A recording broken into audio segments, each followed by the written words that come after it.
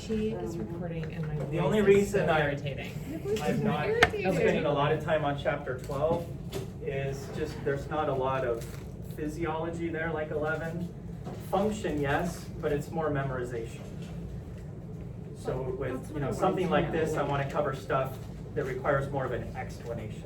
So show you how things are connected and things like that. Okay. So would questions for chapter 12 be like, if you sustain injury to your prefrontal cortex, what would you? Yeah, we can certainly ask damage questions. What happens if you damage this primary Yeah, cortex or this okay. association cortex? Like, but maybe. Because that just function- reflects function, right? If you know what it does, you should be able to figure out what happens Sure. if it's damaged. Okay. But it's a lot of, what is it? What does it do? What is it? What does it do? Can we Where touch is a little it? on like the blood supply versus blood-brain barrier versus CSF? Sure. Okay. Yeah. Why don't we do that, and then, because the other thing I was thinking is chapter 11 study guide and just kind of go through the This is questions. like chapter Okay. 11, it is what it is, like, it's like. For CSF, are you thinking like, where is it made? Where does it go? What's the path? I understand that, but like when we were doing study yesterday, like we were kind of getting a little tripped up on It's going blood in. supply It's going out. versus CSF. The brain. And then, I don't know, it's just like I do understand where CSF is made, I understand where it circulates. But that compared to the blood supply to the brain and where that goes. The CSF is not so much there for nourishment. Okay. We have a rich blood supply for that. Okay, so it's more to for protect the brain and spinal cord, so it's kind of floating in water. Mm-hmm. But while it's doing so, it does still carry nutrients Right. and waste, and we're still circulating it. It's a transport medium as well, Okay. but it's certainly not replacing blood supply Blood in supply. any way. Okay. And I think the only thing I really understand about the blood supply is that it's supplied by the internal carotid arteries, like, And vertebral. and vertebral, and that's kind of where my knowledge stops. That's really it as far as cardiovascular. Okay, okay. I'm like, that's all I got, so, alright. I can throw that on. Some veins, like. All right, you guys ready to record and resume? Right, the Okay. jugular veins. Oh, Leah, are you recording? I'm recording. I'm gonna pick it up here. Yeah, it's on. Oh, you left it on the whole time? No, I just I restarted hope it. Oh, not. okay. I was gonna say. That's good. No. All right, where does CSF come from? Choroid plexus.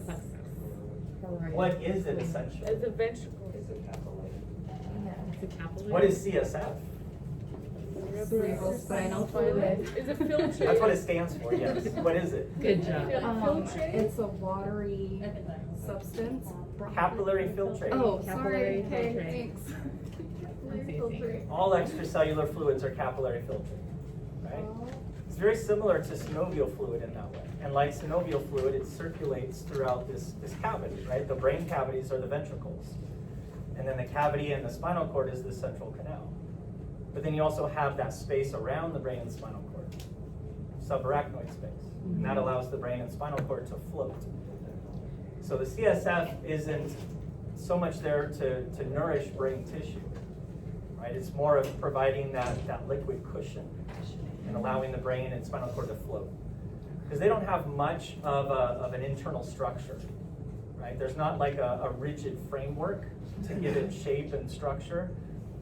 Literally, the weight of the brain would crush itself if it wasn't floating in water. That CSF, that water, reduces the weight by like 97%, something like that. Huge amount. But yes, like synovial fluid, it can carry nutrients and waste. Mhm. But you have a rich blood supply to take care of that. So you have the carotid arteries and the vertebral arteries. They're bringing blood into the cranium to serve the brain. That's your two main sources of arterial blood, right? Oxygenated blood. And then the blood goes through capillaries. That's where exchanges take place, right? Providing nutrients and chemical signals, like hormones, and waste get picked up. And then after the blood goes through the capillaries, then it's on to veins. Right? And the job of a vein is just to take the blood that's already done its thing. Exchanges have happened at the capillaries. Now we gotta return that blood back to the heart. It's now deoxygenated. And then from there, we gotta move it into the pulmonary circuit to oxygenate it, right? Then it's gonna go through the lungs. So what are the vessels that are draining blood from the brain? So ultimately, everything for the most part goes into the internal jugular veins. But prior to entering the internal jugular veins, a lot of the venous blood doesn't come from veins, it comes from what? Sinuses. But functionally, they are veins. They're the same thing, they just have a different name. So are you talking about the superior sagittal sinus? Superior sagittal sinus, inferior sagittal sinus, straight sinus, petrosal sinus, phenoidal sinus, straight sinus, I did straight sinus, transverse sinus, sigmoid sinus. There's a ton of them. And you'll see them again next semester as part of the circulatory system. For this semester, it's just, what's underlined. Right, so I'm pretty sure I've got superior sagittal. Yeah. Beyond that, maybe a couple others. That's the only one I think. Is transverse underlined maybe? Transverses. But it's probably not all of them. You'll get all of them next semester. But the ones that are underlined, make sure you can identify them. I don't see. Where do you find the choroid plexuses? In the ventricle. In the ventricles, all 4 of them. How does CSF get out of the subarachnoid space? How do we get it back into the bloodstream? Do that arachnoid villi. Also called Granulation. granulation. Arachnoid villi or arachnoid granulation. Into the superior sagittal sinus. Into superior sagittal sinus. So CSF leaves through the villi into the subarachnoid space. Into the superior sagittal sinus. From the subarachnoid space, through the villus or granulation, into the superior sagittal sinus. Got it. Okay, like the numbers. What Yeah. 2 layers of connective tissue are sandwiched together, except where they separate to enclose a dural sinus? The meningeal and periosteal or endosteal layers of dura. Right? The 2 layers of the dura are always together except where they separate to enclose a dural sinus. Where they separate to enclose the sinus, the 2 layers of meningeal dura from either side, they come together and they form an inward extension into the cranium. Functionally, it forms a septum, a partition. What are those 3 septa called? They're also known as dural folds. The falx cerebri, Yep. falx cerebelli, and tentorius. Good. So 2 in the sagittal plane, falx cerebri, falx cerebelli, and then the one in the horizontal or transverse plane, going right over the cerebellum, tentorium cerebelli. But that's just where you have 2 layers of meningeal dura that are fusing together, right? As they leave the inner lining of the cranium, they leave the endosteal or periosteal layer. Subarachnoid space, that's the space between what 2 layers? Pia mater and Pia and arachnoid minor. Yeah. How about the space between dura and arachnoid? subdural. Subdural space, right? A potential space. There are some blood vessels that run through there, but not some big open space. And the only issue that ever comes up with that space is when a blood vessel does hemorrhage within it and you get a subdural hematoma. And the problem with too much CSF or bleeding within the cranium is that there's nowhere for that pressure to go except to compress the brain tissue. Of course, what we see in a newborn, either in utero or shortly after birth, is the fontanelles haven't fused yet, and so any pressure from bleeding or excess CSF actually just pushes the cranial bones out rather than squishing the brain tissue inward, which is good. Right? Ultimately, to relieve the pressure, you have to drain out the excess CSF with some sort of cannula. Where do you not have blood-brain barrier? Hypothalamus. Choroid plexuses don't have them. Hypothalamus? Hypothalamus and parts of the medulla do not have blood-brain barrier. What forms the blood-brain barrier? Astrocyte processes wrapping around the capillary wall, but more important than the processes themselves, what's going to make it really difficult for things to The cross tight that capillary junctions. wall? Tight junctions. And what's prompting the endothelial cells to form tight junctions? What's signaling them? Chemicals from the astrocyte processes. Right, so it's not just the physical presence of the process wrapped around the capillary wall, just as important, maybe more important, it releases chemicals that cause tight junctions to form between the endothelial cells. And then that permeability word comes back into play, right? And it reduces the permeability of the capillary, makes it more difficult for things to move in and out, which is what we want. What we're really trying to do is to prevent bacteria, viruses, toxins that might be in our blood from getting into the brain and spinal cord. That's the point of the blood-brain barrier. Now, there are some viruses that have figured out a way around the blood-brain barrier.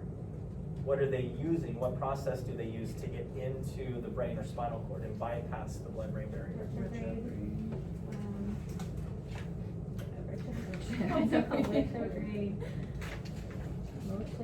So the term is retrograde axoplasmic transport.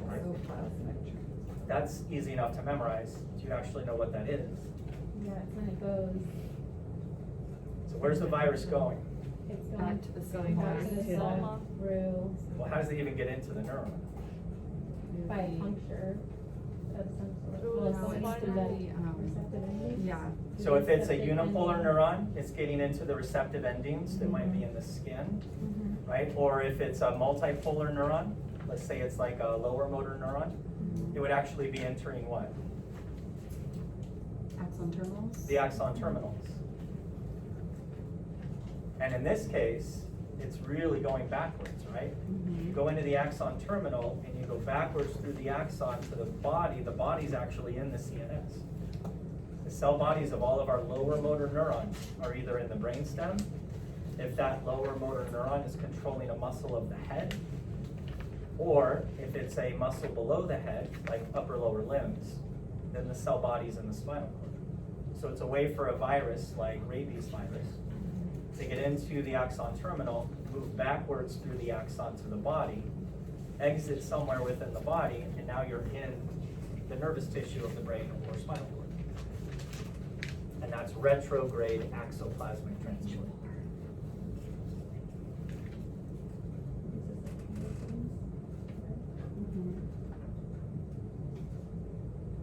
Okay, back to 11, overall function of the nervous system.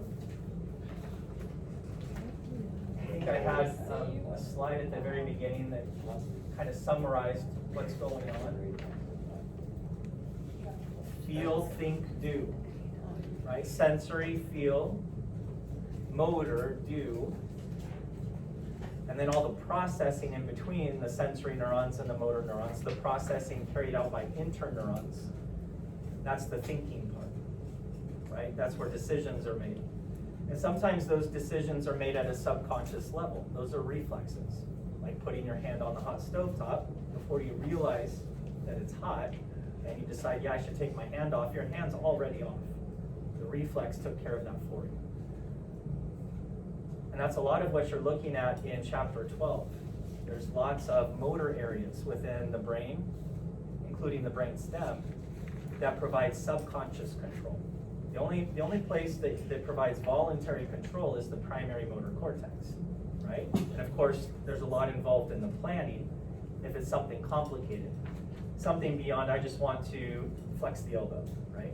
If you want to tie your shoe, play a song on the piano, write your name, pull something out of the fridge, shoot a free throw. These are complex movements that involve a lot of muscles. And the more you do it, the more smooth, the more accurate that motor task becomes. over time. It's called motor learning. And your cerebellum is involved with that. Your premotor cortex is involved with that. And we get to a point where you don't have to think of all the different muscles and what they have to do to carry out this process, like shooting a free throw. You just think, shoot free throw, tie shoe, grab milk, write name. And it's almost programmed at this point. You've done it so many times. That's premotor cortex working with cerebellum. But what are some nuclei within the brainstem that are involved in subconscious control of skeletal muscle? Maybe posture, maybe reflexes. The basal. Well, basal nuclei are in the cerebral hemispheres, but yes, that's part of motor, cerebellum, motor cortex, primary motor cortex, basal nuclei, they're all involved. But how about brainstem?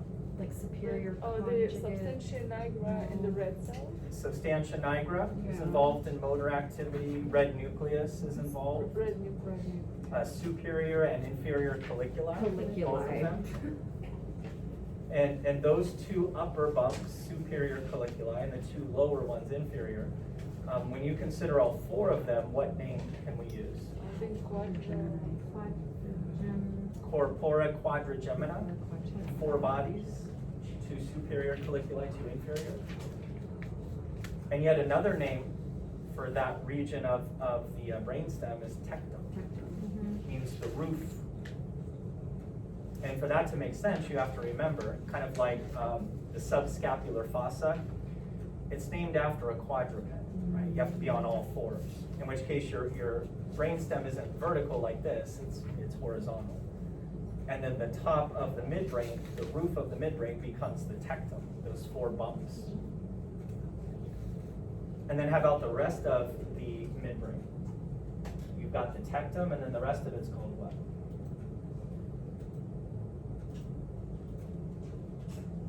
Tegmentum. And your reference point, the landmark you're going to look for to distinguish between the two. Just need to find a cross section.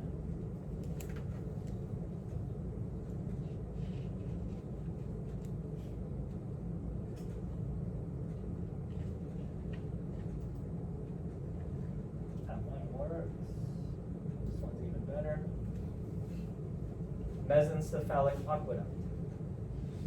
So make an imaginary line straight through. And then this is the roof, the tectum, and then the rest of it, as labeled, tegmentum. And then part of the tegmentum are those cerebral peduncles. What axons run down those cerebral peduncles?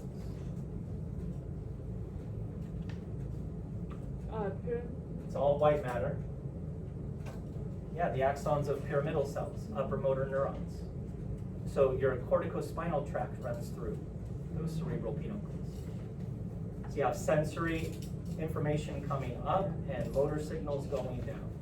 What does peduncle mean? Bridge. So it's the bridge, it's the connection between the cerebral hemispheres and the brainstem.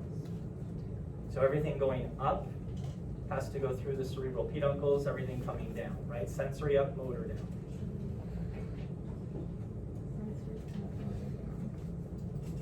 Both substantia nigra and red nuclei are involved in motor activity. Substantia nigra by communicating with basal nuclei cells. Remember, their job is to provide a certain amount of inhibition to quiet the neurons, making sure they don't become overactive. And what's the neurotransmitter that they're releasing to provide that adequate suppression? Dopamine. And so when the cells aren't producing and secreting enough dopamine, the substantia nigra, or the basal nuclei neurons become overactive, and then you start to see the signs and symptoms of Parkinson's disease.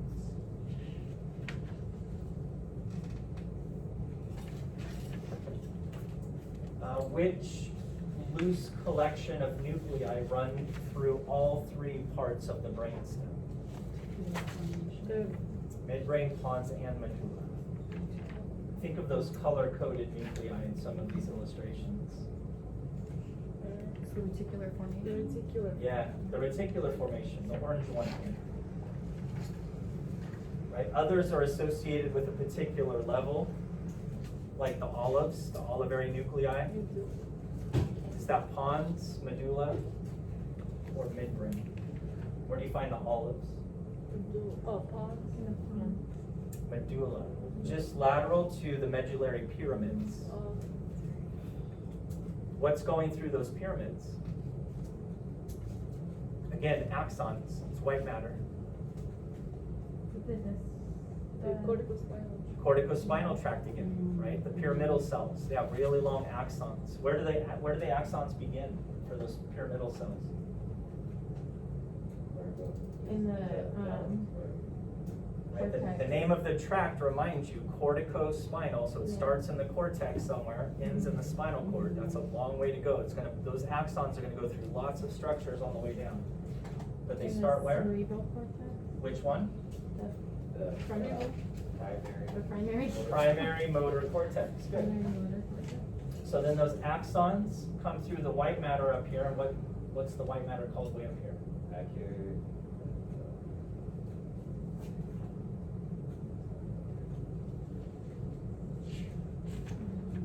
Corona radiata.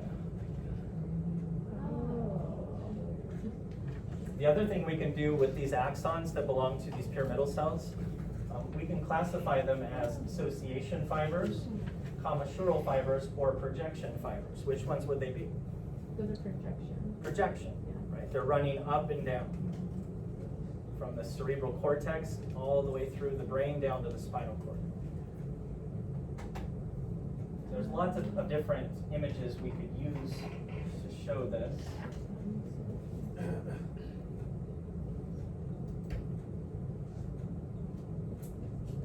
Right, so where these fibers kind of fan out up here, that's corona radiata. And then they come together, tightly bundled, as they pass lateral to the diencephalon. What are they called there? Internal capsule. Right, so these purple ones here, that's what I'm referring to. So first it's coronal radiata up here, and then they get bundled together and form internal capsule. Internal capsule, just lateral to it, you've got lentiform nucleus, which is putamen plus globus pallidus. And then medial, you've got caudate, a little more superior, and then thalamus, a little more inferior. So internal capsules going right between those structures. And then those axons, as they enter the brainstem, form the cerebral peduncles. So it's the white here and here. And then they hit the pons, and within the pons, they're pretty deep. Not on the surface of the pons where you see transverse fibers. Those ones are running through the middle cerebellar peduncle back to the cerebellum. We're looking at the ones coming straight down, so they're a little deep. And then by the time they hit the medulla, they've moved forward a little bit, and now they're forming these ridges along the ventral surface of the medulla, and those are the pyramids. These are lines from the pyramid. Question, Yes. the internal capsules, do they run through the middle peduncle?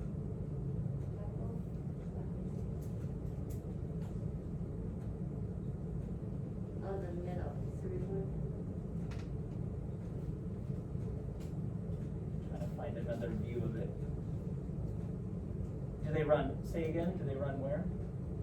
The internal capsule, do they, to go to the cerebellum, they go through the middle peduncle? No connection to cerebellum, do you mean cerebrum? Oh. Nope, never mind, different question. And did you say that the coronary radiata, they arise from those pyramidal cells? So we are referring to the axons of the pyramidal cells. Okay, got it. So the cell body is in the primary motor cortex, and then the Yes. axon projects down, first through corona radiata, which is where all the projection fibers fan out, Yeah. right, to go to all these different areas. And then return into the internal. And the axons forming that corona radiata include sensory and motor. Sensory, if you're going from, the skin, exteroceptors, you have your unipolar neurons, receptive endings. And then the body is right next to the spinal cord, dorsal root ganglia. And then the central process or central axon goes into the spinal cord.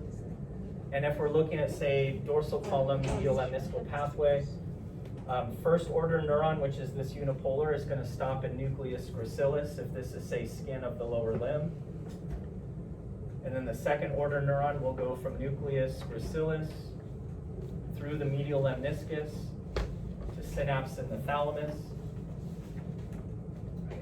So this is the thalamus here. And then the third order neuron leaves the thalamus and goes to the appropriate spot in the primary somatosensory cortex, right, somewhere up in here. So you have lots of sensory neurons going to different places, right? Wherever it needs to go, you've got that homunculus, the map of the body within that primary somatosensory cortex, right? So maybe if it's from the foot, it goes here, tongue up here, or something like that. But then you also have motor coming from primary motor cortex coming down. So I don't want to overwrite what I have here, but something like this. Point being, the corona radiata is a combination of sensory going to the cortex and motor coming from the cortex. Now, with the motor, however, it doesn't go to the thalamus, of course. Sensory does. All sensory inputs have to go through thalamus with the exception of olfactory. The motor goes alongside the thalamus. And where they're all these axons are bundled together right here, what is it forming? So here's where it's all fanned out, corona radiata. Now we've got internal capsule, right? And then you hit the level of the midbrain, say in here, and now what is it forming? The internal, The peduncles, right? And then it gets into pons, and then medulla, and then they're all going down. Now the decussation of the pyramids, that's where 85% of these fibers will cross over. And is that a crossover of the sensory and the motor, or just one? Sensory crosses over too, and we'll look at these pathways in more detail in chapter 12, spinal cord. Oh, okay. So the 3 neuron chains for the somatosensory coming up to the cortex, the 2 neuron chain for somatic motor coming down. There's better picture. But we can actually go through and see all these structures that the corticospinal tract passes through. So again, corona radiata, internal capsule, cerebral peduncle, deep pons, medullary pyramids, at which point 85% cross over at the decussation.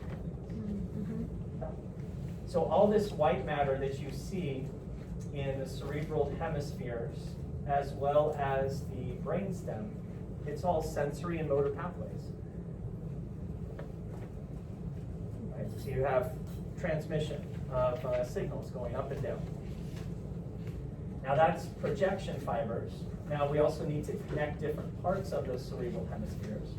And we have the association fibers and the commissural fibers to do that.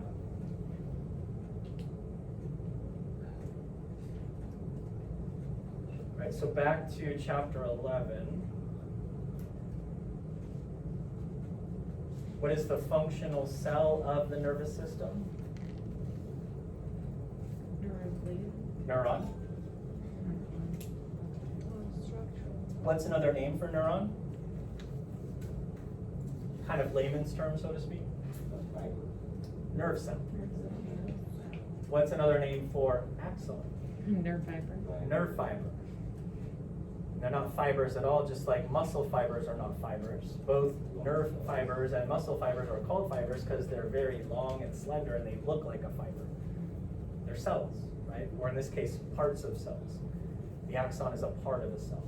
So the whole neuron is nerve cell. The axon of is the nerve fiber. So we often just throw around the term fiber, and when we do, we're talking about axon. How do we divide up the nervous system? What are the 2 main divisions? Central and peripheral. Central and peripheral. How do we then divide up the peripheral further? Brain and spinal cord. visceral, sensory and motor. And then how do we divide up sensory and motor? Visceral and somatic. Now, visceral motor is a term not used very commonly. What do we use instead of visceral? Autonomic. Which glial cells are found in P and S? Satellite and Schwann. Satellite and Schwann. Where are you going to find satellite cells? In the peripheral. Relative to a neuron, where do you find the satellite cells? On this soma. Like surrounding. Around the soma, the body of the cell. So if we want to see a histology image of satellite cells, we usually do a slice through the dorsal root ganglion, because a ganglion is a big group of cell bodies, right? Soma. Where do you find Schwann cells? The axon. Around axons, right? And they form myelin as they wrap themselves around very tightly. Very tight. And as they do so, all the cytoplasm gets squeezed out, so to speak, to the outermost layer at the very end. And what's that outermost layer called? Neurolemma. Outer collar of paranuclear cytoplasm. Agreed. Right. Neurolemma, much better Neurolemma. term. For the most part, the new terms are better, not better. That one. I'm pretty confident he will not use that. What's the new term for Nissl bodies? Oh. Rough ear. Or, Chromatophilic Oh, yeah. substance. Yes. Chromatophylic substance. But either way, what are Nissl bodies or chromatophilic substance? Rough ear. Rough ear. Thank you.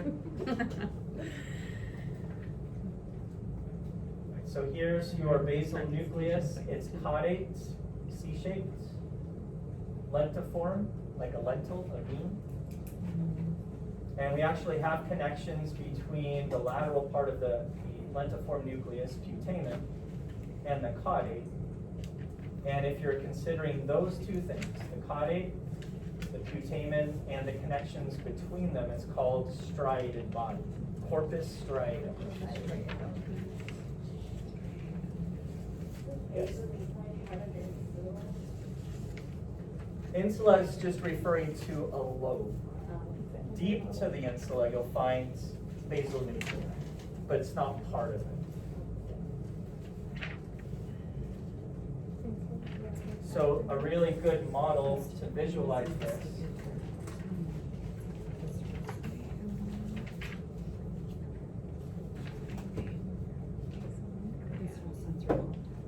this one here. So you can pull off the insula. It's just a bunch of gyri. And then you've got internal capsule that's running between the lentiform nucleus with putamen laterally, globus pallidus deep. All internal capsule. And then on the other side of it, caudate nucleus and thalamus. That's thalamus. On the other side, you can pull off the insula again. But what they've done here is they've left the connections between the caudate and putamen so that this actually represents corpus striatum, the striated body. And then you still have globus pallidus on the inside here.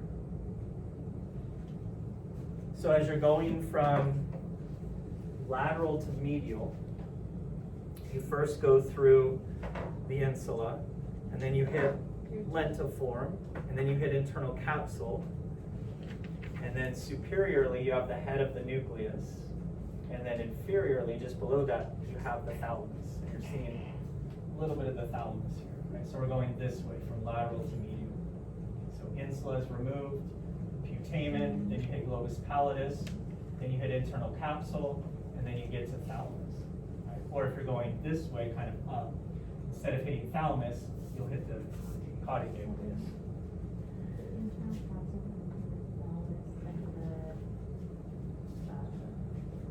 Internal capsule is between the lentiform nucleus and the thalamus, that's true. It's also between the lentiform nucleus and the caudate. Okay. So the connections between caudate and lentiform actually have to go through internal capsule. Okay. And that's what this model here shows. So the white here, that's internal capsule coming through. Oh.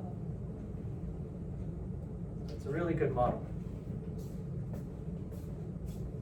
Just a ton of terminology in chapter 12. Just the basal nuclei alone. If you take just globus pallidus plus putamen, that has a name, lentiform nucleus. Right? Or if you take globus pallidus plus putamen plus caudate, all three of them, that's basal nucleus. If you take caudate plus putamen and the connections between them, that is corpus striatum.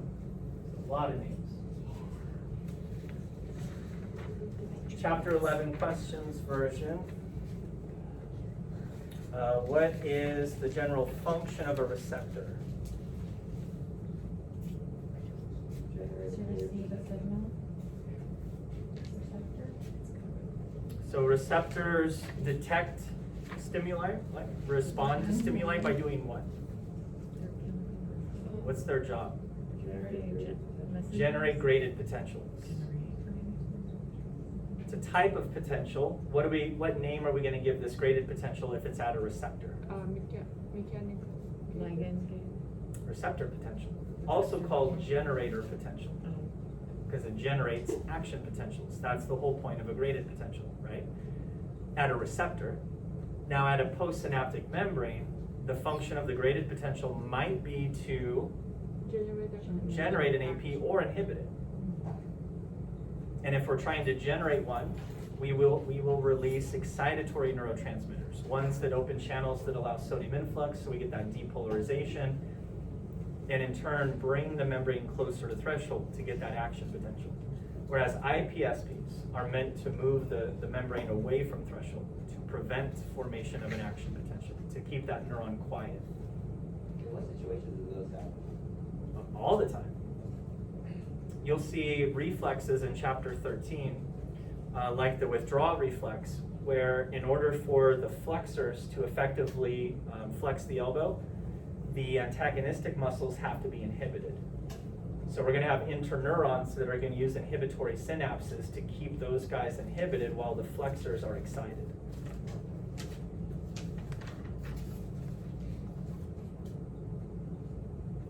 More glial cells or neurons? Glial cells. Glial cells. How many more? 10 to 1. 10 to 1. 10 to 1. Which glial cells have a fibrous version that does provide some sort of internal framework? Astrocytes. They're called fibrous astrocytes, yes. Which glial cells are the resident immune cells of microglia?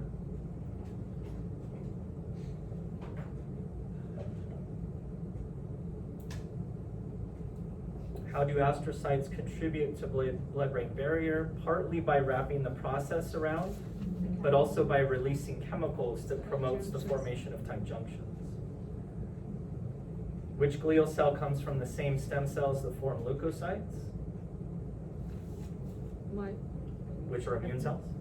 Microglia.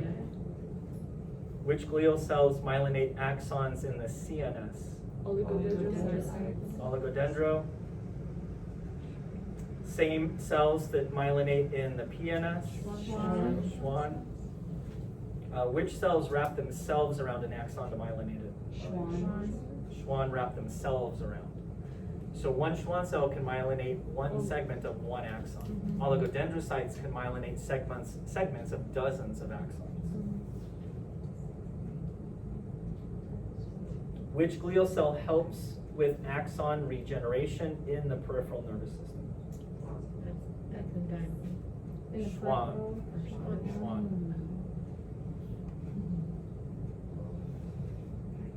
What is the consequence of the neuron being amitotic?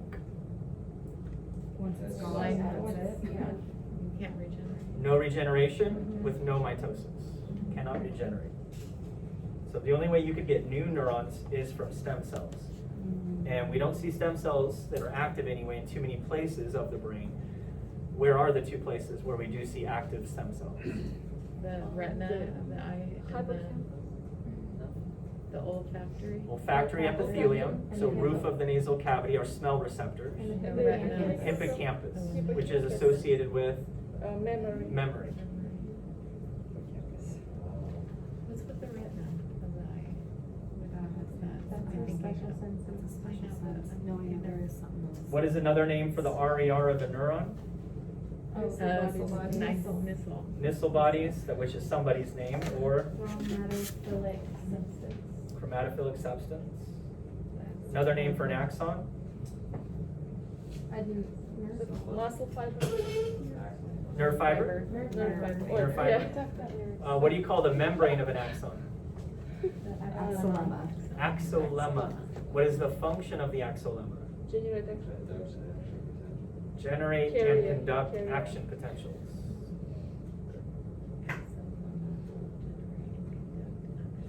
Structurally, how are axons different from dendrites? Dendrites have a Same branch. thickness throughout the length. of- They can both have branches, right? You do have terminal branches at the end of your axon. You do have branches with your Collateral. dendrites a lot of the time. There's only one. Yeah, one thickness, right? Is that Well, neurons always have one and only one axon, whereas the number of dendrites can vary. Yeah. That's true. Which cell doesn't even have true dendrites? The unipolar. Unipolar. receptive? Unipolar has one process, and that's an axon. Yeah. Axons conduct action potentials and dendrites can't. Which goes back to the structural difference, Oh. which leads to that functional difference. So structurally, They have ligand gated. Oh, there you go. yeah. The channels are different. And the axon has voltage gated. Dendrites and soma have ligand-gated ion channels. Receptive endings of unipolar neurons can have ligand-gated if they're forming a chemoreceptor, or mechanically gated, right, if they're forming some sort of mechanoreceptor, like a stretch receptor, pressure receptor, or something like that. So, tactile corpuscles, lamellar corpuscles, and Merkel cells, those all use mechanically gated ion channels.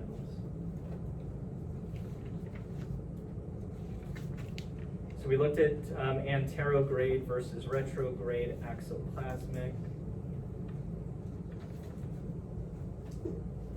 Does anterograde also use the kinesins, or is that just in retrograde? Both. They both do. Kinesins are the little motor proteins Yeah. that are simply moving things along the But in axon. retrograde, they just move back the other way as So that, well. yeah, which way they're moving is where we get the different terms. Okay.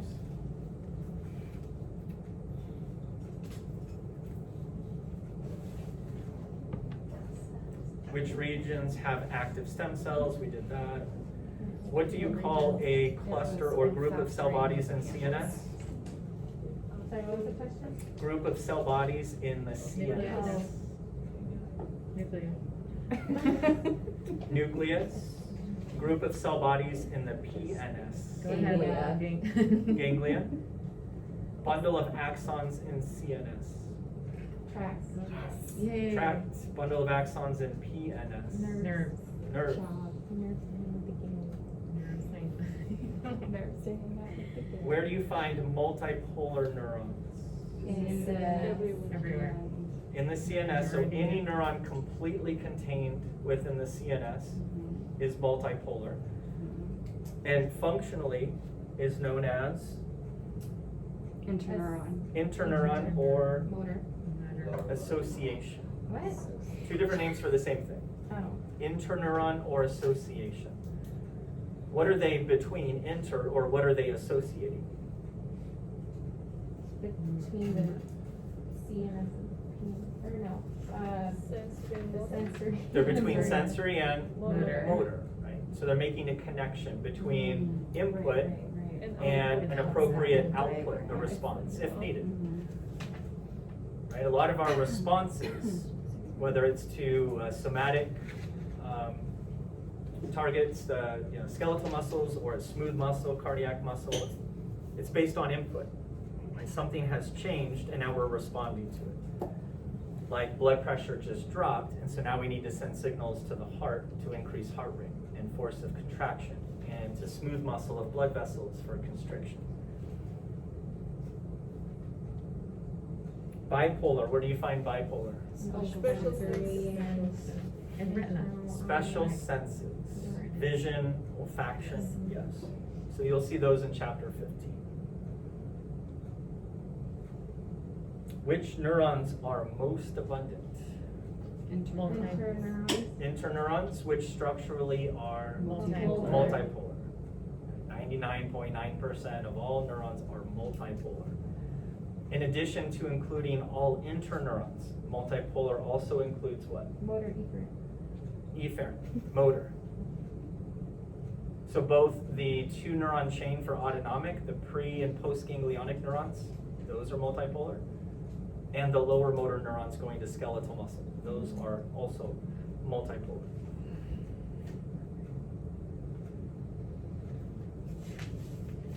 I think we pretty much covered somatic versus visceral, extero, intero, proprioceptors. Of those three main groups, which ones provide information you become aware of? Extero. And? Proprio. Proprio. Now, extero provide all sorts of information: pain, temperature, pressure, touch, vibration. Proprio provide one sort of sensation, one type of information. I'm so sorry. You're okay. What about Position of body parts in space. What about when we feel that our stomach is full or? So visceral afferents, Yeah. right, provide information we're unaware of unless it's pain or pressure. Okay. Where in the brain does that information go so that we become aware of it? Because if it doesn't reach cerebral cortex, we do not become aware of it. The sensory association. So you're on the right track. It's a cortex, one of our cortexes. And it's not somatosensory. Oh, the Prefrontal. Think insula the visceral sensory cortex? yeah. in the insula. Yes. Visceral sensory cortex makes perfect sense. Right? It has to go to the cortex for us to be aware of it. It's going to be a sensory cortex, and we're talking about visceral input, visceral sensory cortex. It all goes together. Where does all of our somatic sensory input go? Somatic sensory cortex. Somatic sensory. Yeah. Well, you have two choices: somatosensory, Okay. join it, right, or keep them separate terms. Somatic sensory. It's either a cortex or association.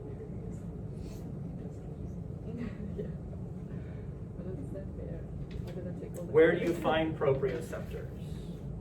Muscles, tendons, and. Muscles, tendons, joints. What is a synapse?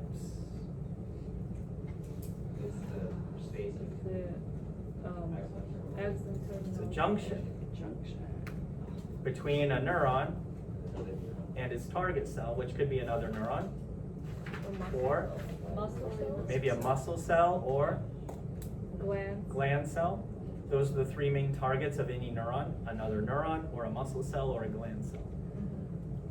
And if it's between two neurons, we just say synapse. What if it's between a neuron and a muscle cell? Neuromuscular junction. Neuron and a gland cell. Neuroglandular junction.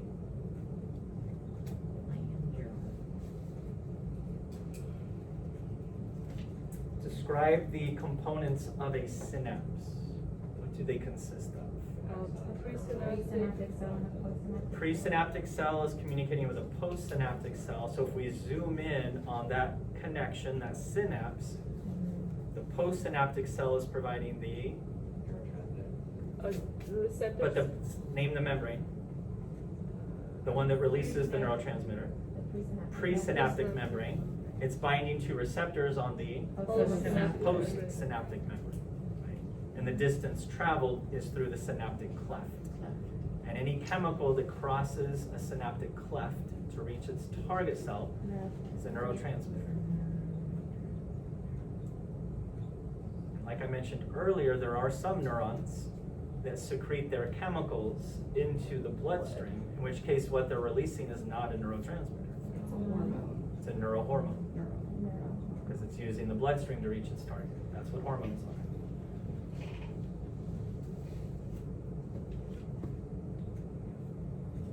What does the membrane potential refer to? It's measured in volts. It has something to do with charges. Current. The potential energy. It's a form of potential Kinetic. energy. Or So remember, potential energy is based on position. So what have we positioned on either side of this membrane? Exterior surface versus interior separate surface? charges. Charges. Yeah. We're positioning charges. So if we can put more positive on one side and more negative on the other, now we have a situation where they want to move to opposite sides. Right? The positive charges are attracted to the negative side, negative charges attracted to the positive side. We have a battery. Right? A battery is potential energy.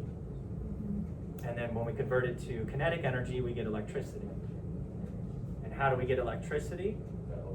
Opening channels, allowing charges, which are ions, to move down their electrochemical gradient. And as they do that, right, so they're moving passively across the membrane, it creates a current. So sometimes you'll hear me describe depolarization generated by sodium as a sodium current. Right? EPSPs are sodium currents. That's literally the result of sodium ions spreading across the interior surface of the membrane. IPSPs are created by chloride currents, right? Chloride coming across the membrane, spreading along the interior. Potassium currents are hyperpolarizing, or if we've already depolarized, repolarizing. So with an action potential, we start with a sodium current, which is depolarizing, and we follow that with a potassium current that is at first repolarizing, but then it goes beyond rest and becomes hyperpolarizing. Make sense? Voltage is a measure of the separation of charge. Electricity is a form of kinetic energy. It's the result of those charges flowing across the membrane. So that's the influx, efflux that we talk about. We can measure current, a form of kinetic energy, as volt, which is your separation of charge, your potential energy, over resistance. So I equals V over R. And the benefit of starting with a bigger voltage, more potential energy, is that when you do open those channels, you get more kinetic energy, right? A bigger current.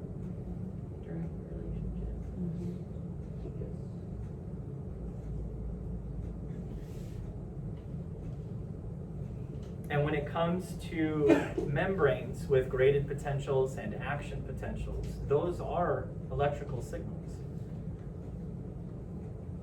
Whenever we deviate from rest, we're creating some type of electrical signal by allowing ions to flow across the membrane, right? Then we can get into graded potentials versus action potentials, two different types of currents.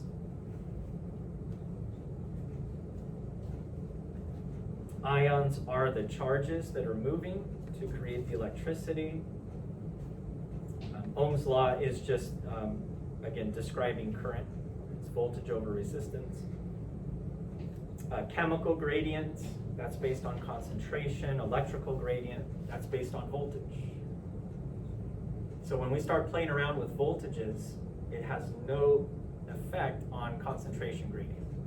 That's always going to be the same. It's just the electrical gradient that's changing. But if the electrical gradient is changing, that means the electrochemical gradient is changing. And that's why I'm always asking, okay, at what point during the action potential is the ECG strongest for sodium? When is it weakest? When is it strongest for potassium? When is it weakest? Because there's different voltages. And therefore different electrochemical gradients. And you need to know when it's becoming stronger and when it's becoming weaker. So if you have a question like that and you're looking for the strongest ECG and you've got a bunch of values, what value are you going to choose as your answer? How does it compare to? The one that's furthest away from that ion's equilibrium potential. And if I ask you for the weakest electrochemical gradient, That's close. now you're looking for the voltage that is closest to that ion's equilibrium potential. Electrochemical gradient is the combination of the two forces. It is the net force acting on an ion. So that goes back to passive transport. Right? When ions move passively, they're moving down their electrochemical gradient. If they need to move against it, you have to use pumps.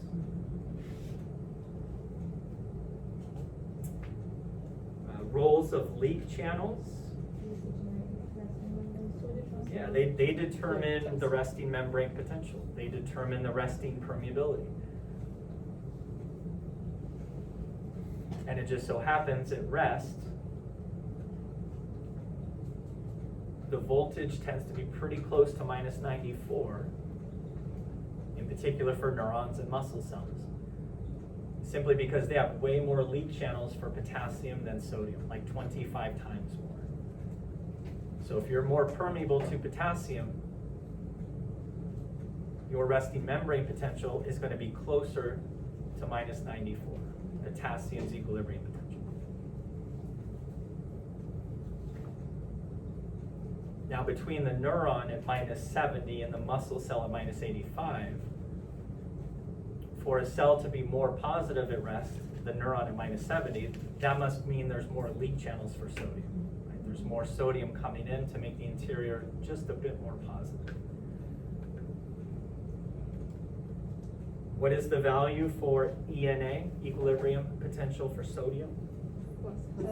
Plus 65. Potassium? Minus 94.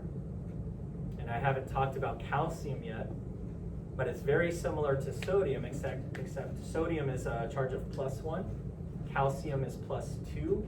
So if you had to guess, plus 120, yeah, double sodium's equilibrium potential, and that's about what calcium is. It's about plus 130.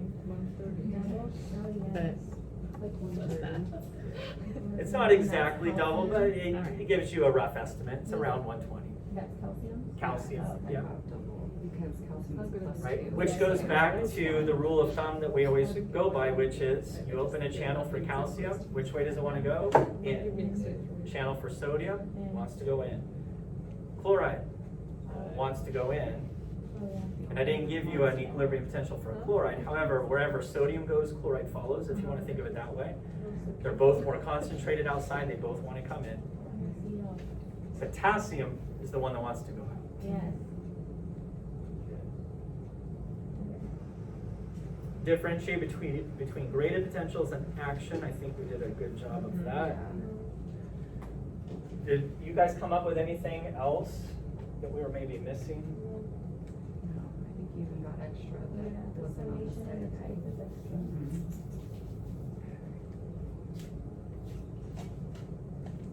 Differentiate between EPSPs and IPSPs. We definitely did that.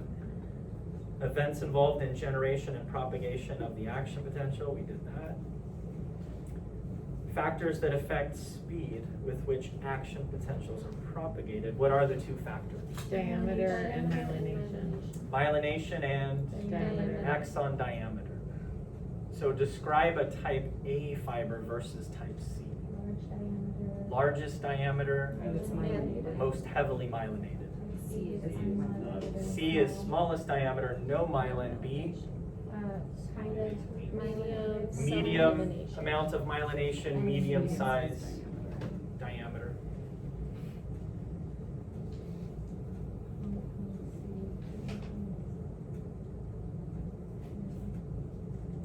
Major classes of neurotransmitter. biogenic amines, Acetylcholine. amino acids, Amino acids and others. Neuropeptides, good. Peptides and then Other. Other includes lipids, gases, purines.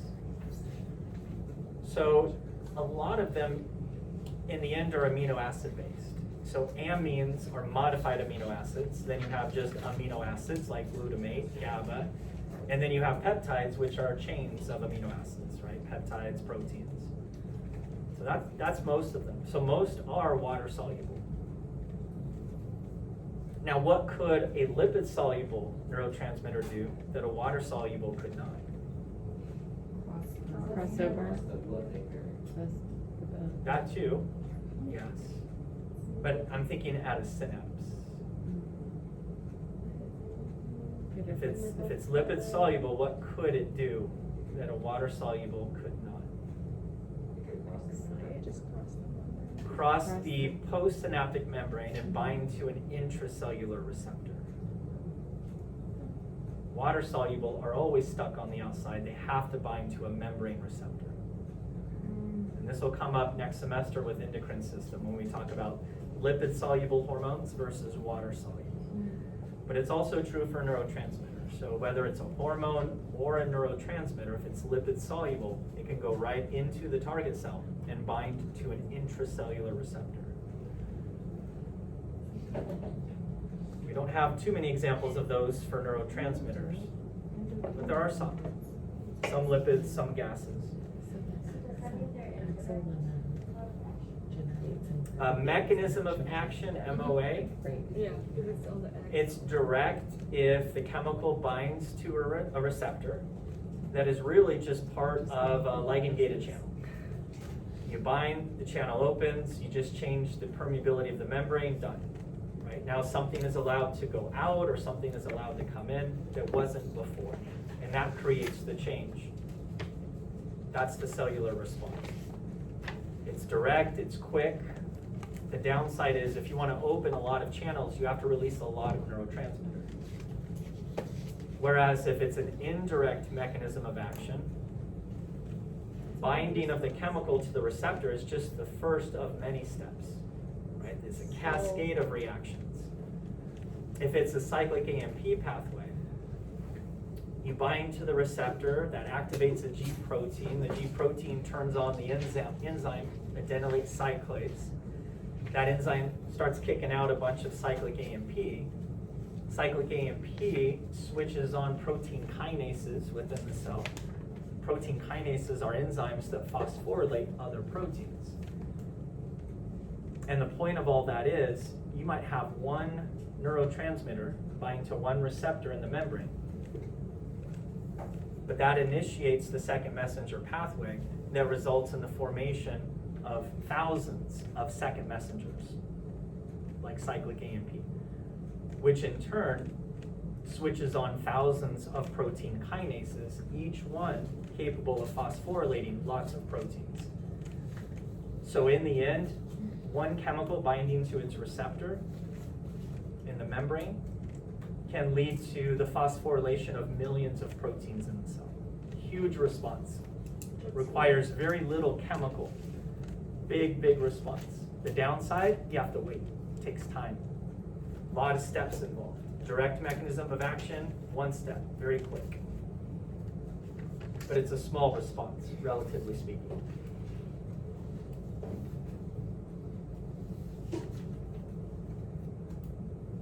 How about for the neurotransmitters, the biogenic amines?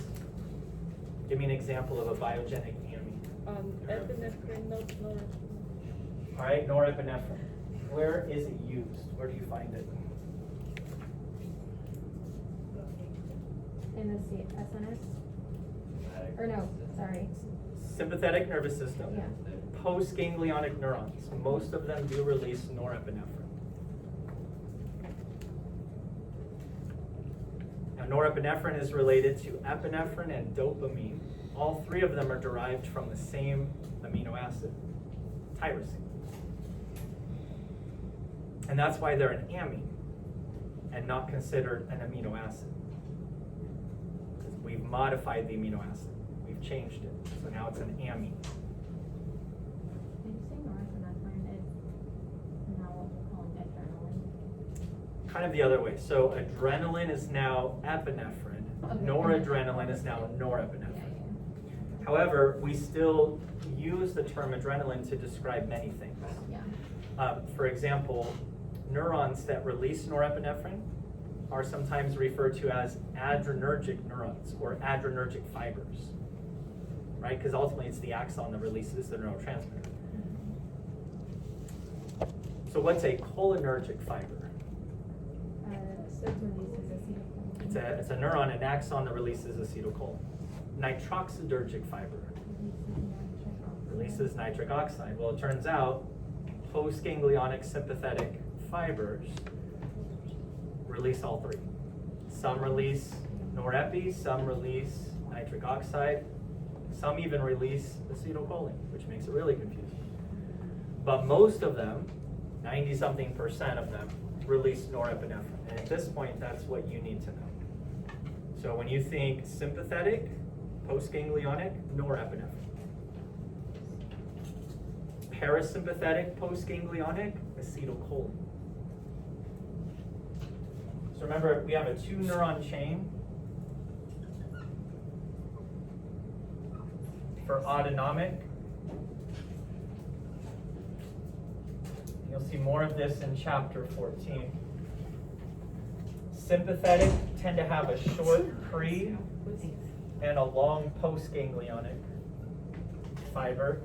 Parasympathetic tend to have a long pre and short post. Either way, you have ganglia. So you have sympathetic ganglia, which tend to be closer to the brain or spinal cord. Parasympathetic ganglia, they tend to be closer to the target organ, like cardiac muscle, smooth muscle glands. Both preganglionics release acetylcholine. And in both cases, on the postganglionic neuron, on the soma dendrites, it's binding to nicotinic receptors. And that's one thing you needed to know about these different classes. Where are we using these neurotransmitters? Give us some examples. So we use acetylcholine at our autonomic ganglia, and that's where they're binding to nicotinic receptors. Postganglionic sympathetic fibers release the biogenic amine norepinephrine. So while the preganglionics are cholinergic fibers releasing acetylcholine, the postganglionics, most of them are adrenergic, releasing noradrenaline or norepinephrine. And then acetylcholine for parasympathetic, not only released by the preganglionic fiber, but also the post. But again, at the pre, or from the pre, I should say, ACH is released binding to nicotinic ACH receptors on the post. And then when ACH is released again by the postganglionic, that's where it binds to muscarinic ACH receptors at the target cell. So where do we find nicotinic receptors?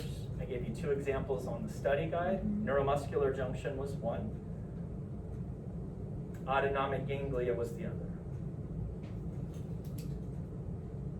And then for muscarinic, I think I only gave you 1 example, the target cells for parasympathetic fibers. Smooth muscle, cardiac muscle glands. They use muscarinic receptors.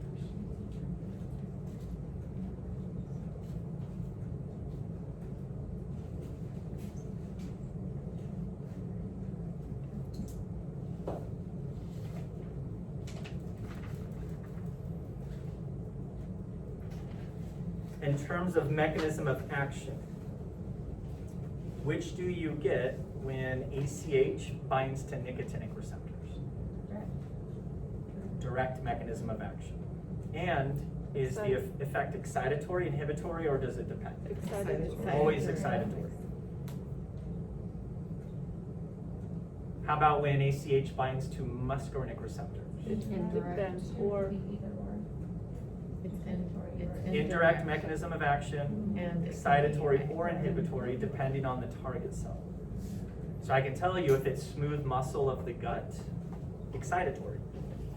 Parasympathetic, is known as rest and digest. Right? That's kind of the functional nickname of that division, rest and digest. But for sympathetic, it's fight or flight. Sympathetic is excitatory to the heart. Parasympathetic is inhibitory. So when ACH binds to muscarinic receptors on the heart, slows things down, inhibitory. But when ACH binds to muscarinic receptors in smooth muscle of the stomach, intestines, it's excitatory. Stimulates contraction, right? So it depends on the target cell. How about norepinephrine? What do we have on there for norepi?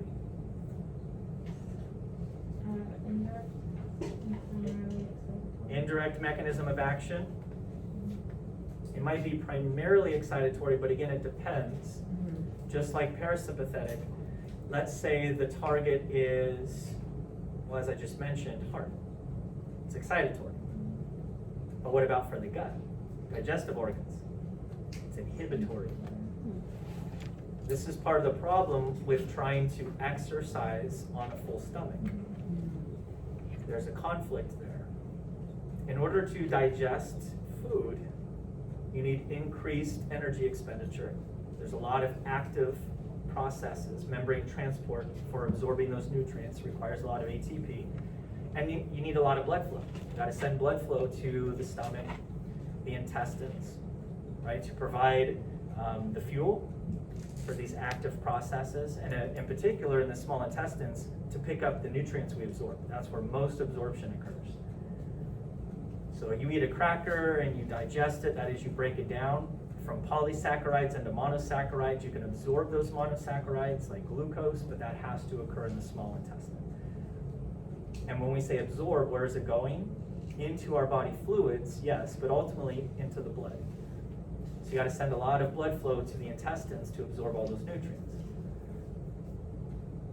Now let's say you're trying to exercise. Now where does the blood flow need to go? The skeletal muscles. They need the blood flow. Now you got a conflict. We can't send increased blood flow to both. So neither really gets what it needs, and so your athletic performance suffers, and your gut feels horrible. Nauseous, cramping. So not a good idea. And the sympathetic division becomes active during exercise. Think of it as a form of good stress. Exercise is good stress. But it does evoke a stress response. Any form of increased physical activity evokes a stress response. So sympathetic is heavily involved in exercise. But it's inhibitory for the gut, right? So again, conflict. You're trying to digest food, that tends to ramp up the activity of parasympathetic, but now you're exercising, which inhibits parasympathetic, excites sympathetic, and things don't work out so well. Describe how neurons are organized into pools, functional groups. So we had diverging, we had converging, we had serial, we had parallel.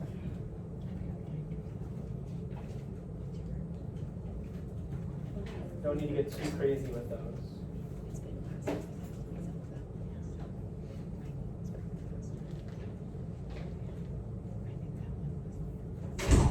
I think the images are pretty self-explanatory.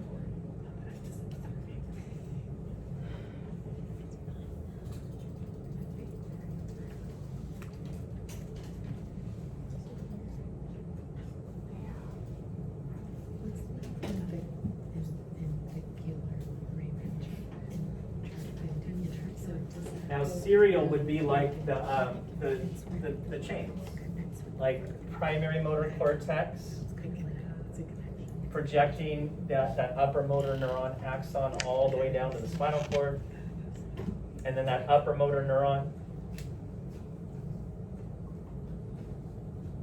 communicates with the lower goes out, communicates with the skeletal muscle. That's serial. Or sensory, from the skin. Actually, the cell body's not out there. It's gonna be way over here. So the first order neuron comes in, synapses on the second order goes to thalamus, synapses on third, Third goes to the appropriate part of the somatosensory cortex, 3-neuron chain, to get somatic sensory information from skin, from exteroceptor to somatosensory cortex. That's serial processing. Parallel means we're going to take that same information and send it to 2 or more places. Okay, so this sensory information, let's say you put your hand on the hot stovetop. That same information that's going to the cortex, somatosensory cortex, so that you're aware that you just touched something hot, it's also going to go into the spinal cord and trigger a spinal reflex, a withdrawal reflex, so you can pull your hand away. Right, so that's parallel. 2 parallel pathways taking the same information to 2 different places, right, for 2 different reasons. One for a reflex, one for conscious awareness. Another example with motor, we talked about the collaterals coming off of the upper motor neurons heading back to cerebellum. So as the signals are going to the lower motor neurons to carry out a motor task, they also go to cerebellum. So the cerebellum knows what's supposed to be going on, and then uses proprioceptive input to see what is actually happening, compares what's happening to what's supposed to happen, and then if needed, sends corrective signals back up to premotor cortex. Convergent means you have, and if this applies to sensory, multiple types of sensory information, right, going to one place. Divergent, right, that could be motor. You're going to send motor signals out to multiple skeletal muscles. Right, converge, diverge. Reverberating, this is heavily involved in conscious awareness, keeping the cerebral cortex alert. Once you activate it, it's almost like positive feedback. This neuron keeps reactivating the same pathway, keeping it alert until you suppress the reverberating neuron. Interesting stuff, but nothing to get hung up on. Don't spend more than 5-10 minutes on that. Noted. They have reverberating neurons, our reticular activating system.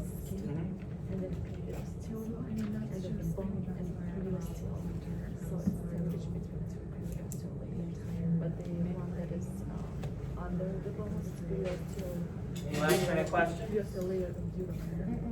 Anything you didn't get answered? Just your exam questions. I will email those to you. Tomorrow at 3:01. 11:59 p.m. When did your exam was? You want to keep it? 3 p.m. tomorrow. No, it's okay. 3 p.m.